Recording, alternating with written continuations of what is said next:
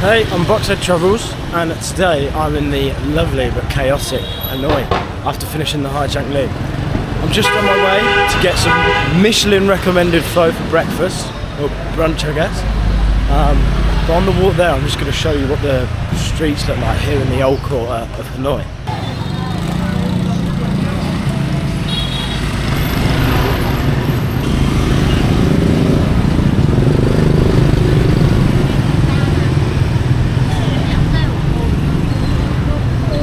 Across the road.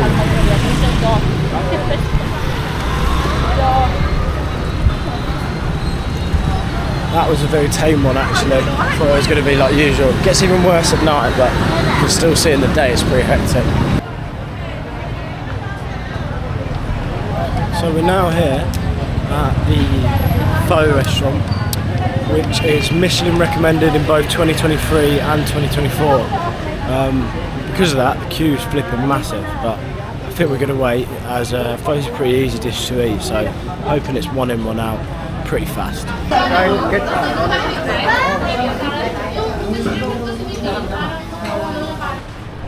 So, there we go.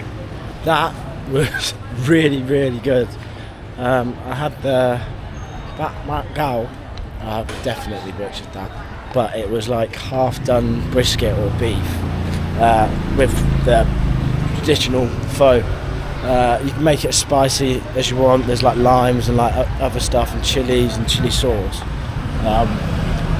It's absolutely fantastic. You sit down, the queue's big, but the line goes really fast because it's super busy. And I was a person of one, and they just sat me down at some table, started talking to the people, and yeah, loads of Vietnamese people in there that said that this was the place to go for pho.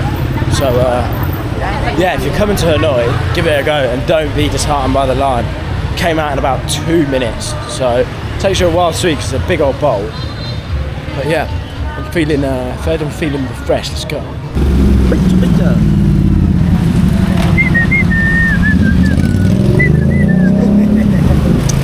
So yeah, we just walked past Trojan. Oh no, thank you, my friend. We're now walking into the Ho Chi Minh Complex.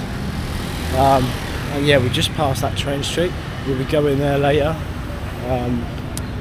Looks pretty cool. I didn't want to look at it too much because, as I said, we're going there later. So we're here. We're now at the Ho Chi Minh Complex in Hanoi. This is one of the most significant historical sites in all of Vietnam. So it's basically a complex that's dedicated to the life and legacy of Ho Chi Minh. Who is basically considered the father of modern Vietnam. So it's basically a complex that's dedicated to the life and legacy of Ho Chi Minh, who is basically considered the father of modern Vietnam. So we're gonna have a look in, try and find our way in, because I can't work out where the entrance is. So we're now in the Ho Chi Minh Complex, but something terrible has happened. I turned up in shorts, and like a lot of religious sites in Southeast Asia, you can't have your knees out, so I didn't bring the hiking trousers with me like I normally do, so I've had to resort to something I really didn't want to.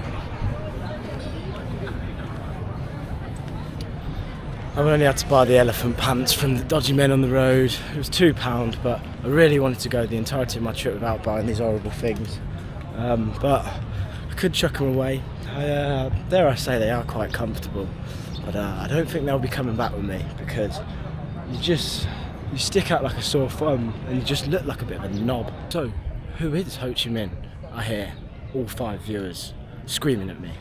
Ho Chi Minh was a revolutionary leader who played a huge role in the liberation of Vietnam from the French.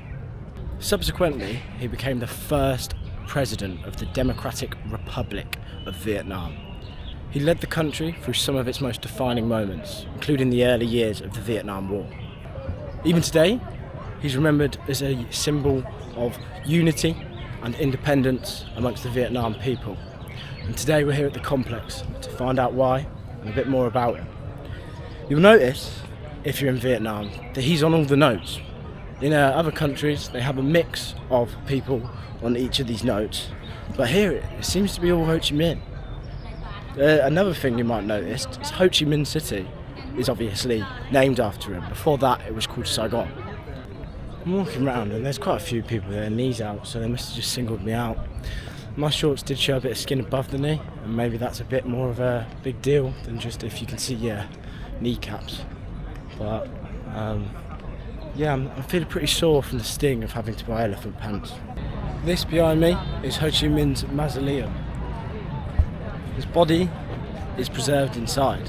You can see here it's protected by many armed guards, and when they swap, they do the sort of military tradition of the march, the changing of the guards, like how you see in Buckingham Palace. Unlike Buckingham Palace though, the guards here seem to be very smiley and will look and interact with you, so that's something.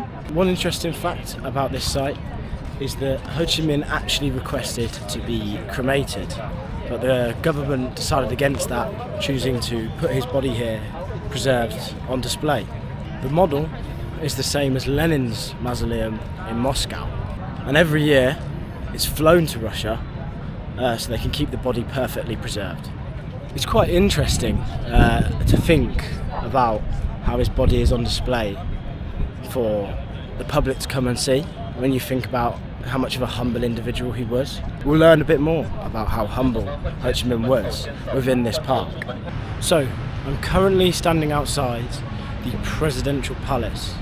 It's a French colonial building built for the Governor General of Indochina during the French colonial rule.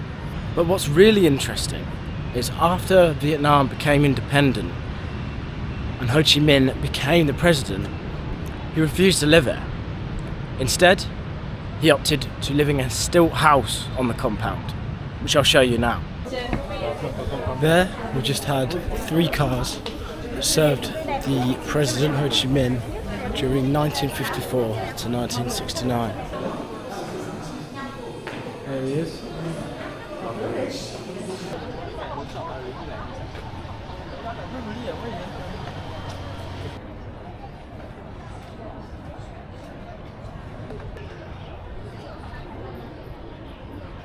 So, despite being president, Ho Chi Minh opted to live in this. So it's built in the traditional Vietnamese style, and you'll notice it's on stilts. This is so, like many Vietnamese houses, it can survive the changing of the seasons.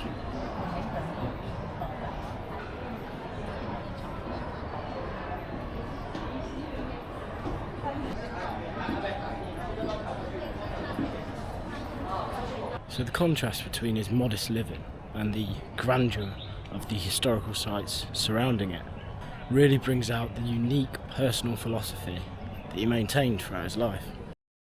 So right, okay, that was the Ho Chi Minh. It's hard to record here because of all the beeping. Right, that was the Ho Chi Minh Complex. I'm heading now to see a crashed B-52 bomber and the Victory War Museum. But before I do, I'm getting rid of these. I'm going to keep them on me just in case I need them for the War Museum. But in addition to not looking very good, they also serve as a massive sticker, or whatever you want to call it, that says, "I'm a dumb tourist and I'll buy anything." So even just walking from the gate, which I can still see now, loads of people coming up to me trying to get me to hop on their motorbike or like take a look at their shop, and I'm not bloody doing that. You get enough as it is, but those ones I'd say are a multiplier, and they triple it.